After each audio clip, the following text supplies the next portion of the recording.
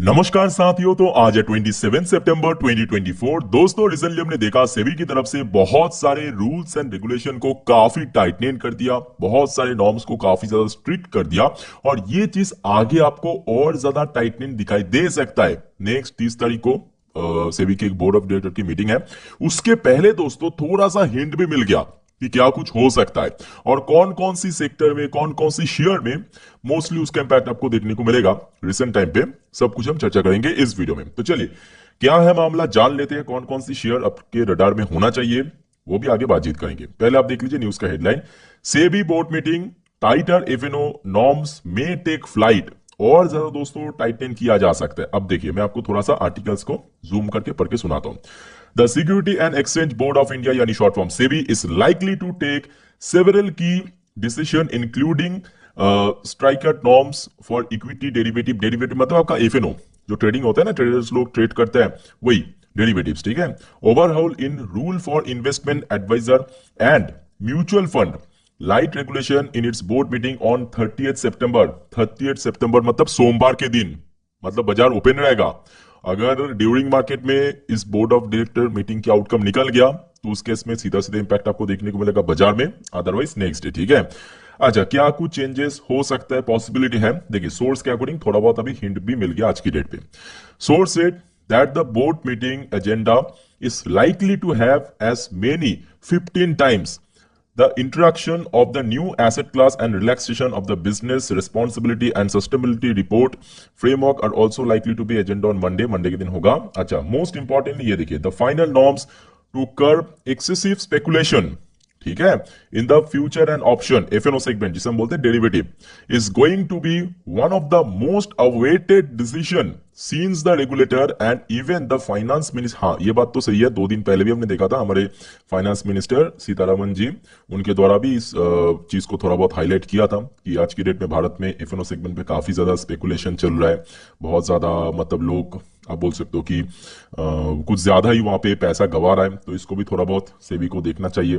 तो उसके बाद देखिए अभी डेफिनेटली कुछ ना कुछ अपडेट तो आएगा 30 तारीख को, ठीक है। एक्सप्रेस डेट देखिए यहाँ पे क्लियरली मेंशन भी किया कि ओवर इंथुजियाज्म मतलब अत्यधिक उत्साह, मतलब होता है ना कि लोग कहीं पे देखा यूट्यूब में, इंस्टाग्राम पे, टेलीग्राम पे, लोग को तो देखिए चलाने वाला लोग बहुत मिल जाएगा। जिस वजह से आपको लोग बार बार कहता हूँ, हाथ जोड़ करके रिक्वेस्ट करता हूँ कि लॉन्ग टर्म इन्वेस्टर्स बनिए, मार्केट को टाइम दीजिए, पेशेंस रखिए। मैं क्यों बार बार कहता हूँ, क्योंकि डेटा वही बोल रहा है देखिए, of retail investors in the segment. अब देखिए मेन दिक्कत वाली बात यहाँ पे नहीं है। चलो ठीक है, एफएनओ ट्रेडिंग कर रहा है, बहुत अच्छी बात है, अगर पैसा कमाया जा रहा है तो बहुत अच्छी बात है, ठीक है। बट दिक्कत यहाँ पे है, जो डेटा बता रहा है ना, लास्ट 3 साल पे रिटेल इन्वेस्टर्स, खास करके रिटेल ट्रेडर्स ने 93% की फेलियर रेशियो, मतलब जो मनी है, पैसा है, वो गवाया है।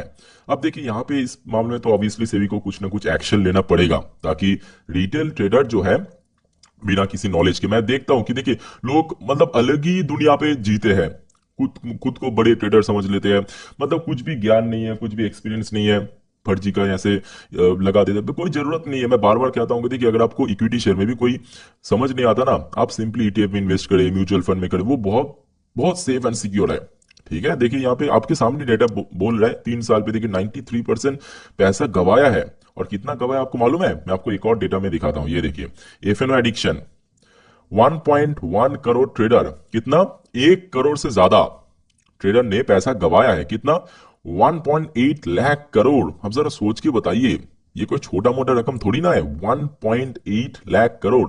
और ये सिर्फ और सिर्फ दोस्तों नंबर जो है रिटेल ट्रेडर्स के ऊपर लास्ट 3 साल पे। जरा सोच के बताइए, तो ऑब्वियसली यहाँ पे कुछ ना कुछ एक्शन तो जरूर लेगा और लेना भी चाहिए एफएनओ सेगमेंट के ऊपर, ठीक है। तो उसके बारे में तो मैं आपको डेफिनेटली 30 तारीख को बता दूंगा। अब प्रॉब्लम कहां पे है कि देखिए, एक तो एक पॉइंट ऑफ व्यू हो गया जो कि मुझे लगता है कि ऐसे होना चाहिए, एक्शन लेना चाहिए, ताकि लोग इतना ज्यादा पैसा गवाए ना, लोगों को प्रॉपर नॉलेज मिल सके। अब दूसरा एक पॉइंट ऑफ व्यू ये भी है कि देखिए आज की डेट में ना जितने भी ब्रोकरेज कंपनी है, अगर आप देखेंगे जितने भी खास करके डिस्काउंटेड ब्रोकरेज कंपनी, क्योंकि देखिए ये सारे ब्रोकरेज की प्लेटफॉर्म अक्सर हमने देखा रिटेल इन्वेस्टर्स यूज करते हैं। चाहे ग्रो की बात करें, आज क्लाइंट बेस के ऊपर बेस करके नंबर 1 ब्रोकरेज है, उसके बाद जीरोधा, बहुत जल्दी एंजल वन दूसरे पोजीशन पे आ जाएगा, बिकॉज जीरोधा का जो क्लाइंट बेस थोड़ा थोड़ा ड्रॉप हो रहा है, एंजल वन का इंक्रीज हो रहा है।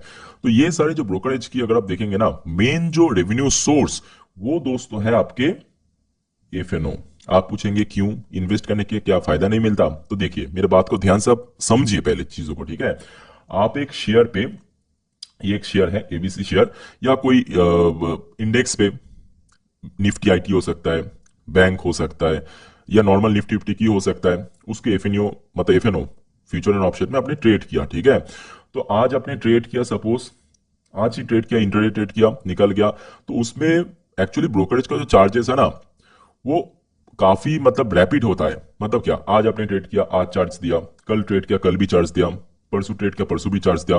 पर एक डिलीवरी की केस में ऐसा नहीं होता। सपोज आप एक शेयर है X Y Z, suppose X Y Z share में आपने आज परचेस किया, चार्ज दिया, 5 साल बाद उसको बेचा, 5 साल बाद उसको बेचा है, ठीक है। तो मतलब 5 साल बाद जब आप सेल करेंगे ना, तब आपको चार्ज देना पड़ेगा। ये जो बीच वाला जो 5 साल है, इसमें आपको एक भी पैसा खर्च करना नहीं पड़ेगा, चार्ज देना नहीं पड़ेगा, ना सरकार को, ना जीएसटी पर्पस, ना ब्रोकरेज को, कुछ भी देना नहीं पड़ेगा। तो जिस वजह से ना ये सारे ब्रोकरेज कंपनी की जो मेन रेवेन्यू सोर्स वो एक्चुअली ट्रेडिंग से ही आता है, मतलब जो सारे ट्रेडर्स ट्रेडिंग करते हैं उसके थ्रू आता है, ठीक है। तो यहाँ पे एक बहुत बड़ा झटका लग सकता है। जैसे कि देखिए इस वीडियो के थंबनेल पे भी मेंशन किया, टोटल 22 में से देखिए कुछ लिस्टेड भी है, कुछ अनलिस्टेड भी है। जैसे कि ग्रो की बात करिए, अनलिस्टेड है, जीरोधा अनलिस्टेड है, और उसके साथ साथ एंजल की बात करिए, लिस्टेड है, अब स्टॉक अनलिस्टेड है। कोटक की बात करें, देखिए यहाँ पे मैं आपको दिखाता हूँ फुल लिस्ट है, देखिए ये एकदम लेटेस्ट अपडेट है।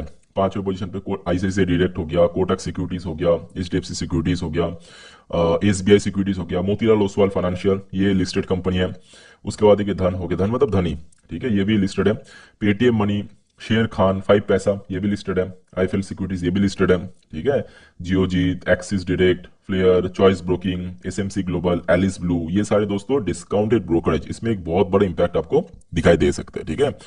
अच्छा, थोड़ा सा हम चर्चा करेंगे जो भी यहाँ पे लिस्टेड कंपनी। अच्छा, मैं आपको एक और एग्जांपल दिखाता हूँ, यहाँ पे मैं जूम करके दिखाने की कोशिश कर रहा हूँ, आप लोग भी देखना। जब भी आप ट्रेड करते हो ना, इस टाइप की कुछ चार्जेस वगैरह लिया जाता है। जैसे कि आप देख सकते हो आपकी जो प्रॉफिट है उसके ऊपर, ये देखिए एक तो ब्रोकरेज हो गया, टर्नओवर हो गया कितना हुआ, ट्रांजेक्शन चार्ज हो गया, जीएसटी हो गया, एसटीटी चार्ज हो गया, मतलब शॉर्ट टर्म यहाँ पे इस सेबी चार्ज हो गया, स्टाम्प ड्यूटी हो गया। तो इतना सारा चार्जेस इधर उधर लगता है। तो एक डिलीवरी के केस में क्या होता है, आप आज बाई किया, आज दिया, 5 साल बाद सेल किया, या 10 साल 20 साल बाद सेल किया, तब दिया, बीच वाला फास्ट जो रास्ता है उसमें कोई भी चार्ज नहीं लगता। एफएनओ के केस में जब भी आप करेंगे तब भी आपको देना पड़ेगा, ठीक है। तो जिसके चलते यहाँ पे थोड़ा सा इंपैक्ट आ सकता है। अब देखिए मेरा कहने का मतलब ये नहीं है कि एक गिरावट होगा या ऐसा कुछ नहीं है। कंपनी अच्छी कंपनी है, थोड़ा सा यूज होने में टाइम लगेगा। जैसे कि सपोज कोई रूल्स अगर कहीं पे लागू कर दिया तो शुरू शुरू में थोड़ा दिक्कत होता है, उसके बाद टाइम बीतने के साथ साथ क्या होता है, वो यूज टू हो जाता है, ठीक है। तो ये सारे कंपनी के केस में वैसा ही होगा कि शुरू शुरू में थोड़ा दिक्कत हो सकता है, थोड़ा सा इंपैक्ट पड़ सकता है, बट उसके बाद धीरे धीरे यूज टू हो जाएगा नॉर्मली। अच्छा, शुरू करेंगे। देखिए पहले मैं आपको फुल लिस्ट दिखा देता हूँ, फटाफट आप देख लीजिए, ठीक है। बाकी दोस्तों अगर आपको वीडियो भी तक अच्छा लगा, इन्फॉर्मेटिव लगा, प्लीज वीडियो को लाइक करना, और प्लीज दोस्तों चैनल को सब्सक्राइब करके जरूर रखना इस टाइप की इन्फॉर्मेटिव वीडियो हर रोज पाने के लिए। एंजल वन इनमें से सबसे बड़ा कंपनी है, मतलब लिस्टेड में से। मोतीलाल ओसवाल, ये भी अच्छी कंपनी, बड़ी कंपनी है, बट मोतीलाल ओसवाल में उतना इंपैक्ट नहीं पड़ेगा। आप पूछेंगे क्यों, Motilal Oswal actually discounted brokerage है ही नहीं। डिस्काउंटेड ब्रोकरेज है एंजल वन, ठीक है। ये वो नॉर्मल ब्रोकरेज है। मोतीलाल ओसवाल फाइनेंशियल सर्विस ये एक नॉर्मल ब्रोकरेज है, तो इसमें कोई बहुत बड़ा इंपैक्ट नहीं पड़ेगा। अच्छा, आईएफएल सिक्योरिटीज, पहले आप लिस्ट देख लीजिए। आईसीआई सिक्योरिटीज, ये खचरा, ये तो बहुत जल्दी बाजार में लिस्ट डीलिस्ट होगा। नुभामा हो गया, ये भी ब्रोकरेज है। उसके साथ एडेलविच हो गया, इसमें भी इंपैक्ट आ सकता है। 5 पैसा हो गया, मतलब 5 पैसा हो गया, इसमें भी इंपैक्ट आ सकता है। उसके बाद आप देख लीजिए सीडीएसएल हो गया। आप देखिए सीडीएसएल बीएससी की बात अलग है, ऐसा नहीं कि बीएससी और सीडीएसएल में थोड़ा कम इंपैक्ट आ सकता है, बिकॉज ये तो रेगुलेटरी है आपकी, मतलब सीडीएसएल, सॉरी हाँ, डिपोजिटरी, सॉरी। और बीएससी बेसिकली स्टॉक एक्सचेंज हो गया, इंपैक्ट आएगा थोड़ा बहुत, बिकॉज वहां पे भी चार्जेस वगैरह देना पड़ता है एक्सचेंज को। जो सारी कंपनी यहाँ पे डिपोजिटरी है, जैसे कि एनएसडीएल हो गया, सीडीएसएल हो गया, तो इसमें भी थोड़ा बहुत इंपैक्ट आ सकता है। बाकी देखिए मैं कहूंगा ये सारी अच्छी कंपनी है। अगर आपके पास इनमें से कोई भी कंपनी की शेयर है, चाहे एंजल की बात करें, बिकॉज एंजल तो काफी गिर भी चुका है, मोतीलाल ओसवाल की बात करें, आईएफएल सिक्योरिटीज की बात करें, आईसीआईसी की बात करें, नुभावा की बात करें, सारी अच्छी कंपनी। अगर आप देखेंगे ना लास्ट एक एक साल में, दो दो साल में, तीन तीन साल में बहुत बढ़िया रिटर्न दिया। बीएससी सीडीएसएल आप देखिए लास्ट एक साल में 174-77% की रिटर्न दिया। सीडीएसएल की बात करें 118%, ऐसे ही मल्टी बैगर रिटर्न देने वाला शेयर है। तो यहाँ पे मैं मेरे हिसाब से ना इमीडिएटली कोई आपको एक्शन लेने की जरूरत नहीं है। आप बस यहाँ पे थोड़ा टाइटली होल्ड करके चलिए, थोड़ा टाइम दीजिए, टाइम के साथ साथ जैसे कि यूज टू हो जाएगा ना, ऑटोमेटिकली कंपनी भी बढ़ जाएगा, ठीक है, क्योंकि वो चलता रहता है। क्योंकि आज से 5 साल पहले भी हमने देखा था रूल्स एंड रेगुलेशन चेंज हुआ था, धीरे धीरे करके और ज्यादा आगे और भी ज्यादा टाइट होगा। ऐसा नहीं कि ये पहली बार होगा, मतलब ये होने के बाद खत्म हो जाए, नहीं, आगे और भी ज्यादा टाइट हो सकता है, ऐसा कोई बड़ी बात नहीं है, ठीक है। तो मेरे हिसाब से अभी आपको थोड़ा सा होल्ड करके चलना चाहिए। और 30 तारीख दोस्तों भूलना नहीं, चैनल के साथ जुड़े रहना, सब्सक्राइब करके रखिए, मैं आपको अपडेट दे दूंगा सेम डे पे, ठीक है। बाकी दोस्तों इस वीडियो को वाइंड अप करता हूं, कोई भी डाउट्स है कमेंट करके पूछिए। मिलते हैं नेक्स्ट वीडियो पे, टेक केयर, बाय बाय, जय हिंद।